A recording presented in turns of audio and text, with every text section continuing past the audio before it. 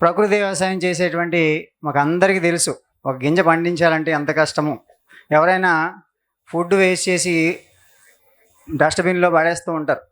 చాలామంది ఇర్రెస్పాన్సిబుల్‌గా. అది చాలా బాధ కలిగిస్తూ ఉంటది మాకు. ఎందుకంటే ఒక గింజ పండించాలంటే ఎంత కష్టపడతామో ఇక్కడ ప్రకృతి వ్యవసాయం చేసేటువంటి రైతులందరికీ తెలుసు.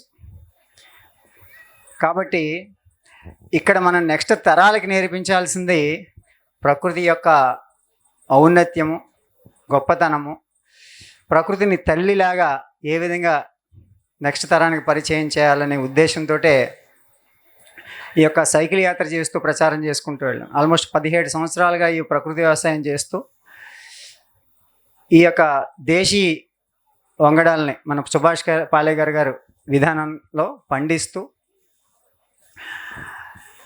ముఖ్యంగా విజయరామ్ గారు ఆల్మోస్ట్ చాలా రకాలైనటువంటి దేశీ వంగడాలని చాలామంది రైతులకి పరిచయం చేయడం, అది ఒక గొప్ప కార్యంగా మనకి తెలిసిన రీతిలో రైతుల్ని ప్రోత్సాహపరుస్తూ ముందుకెళ్తుంటే మాకు ఎదురైన సమస్యలు ఏంటంటే ప్రతి గ్రామంలోనూ కూడా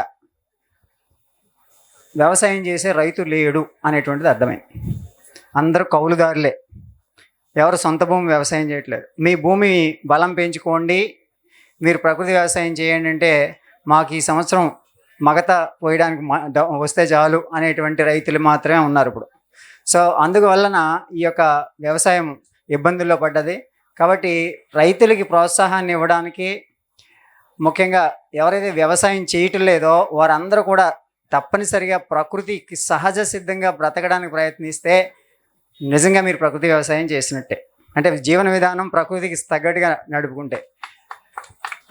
సో దానికోసం ప్రయత్నం చేస్తూనే ఈ సైకిల్ యాత్రలో ఆల్మోస్ట్ నేను 32,000 కిలోమీటర్ల సైకిల్ యాత్ర తిరుగుతూ ప్రతి గ్రామంలోనూ కూడా మనం వీలైనంత వరకు ఈ యొక్క ప్రచారం చేస్తూ నేను ఒక్కటే కోరుకుంది, save earth be healthy, save earth be healthy. ఇదే ప్రచారం.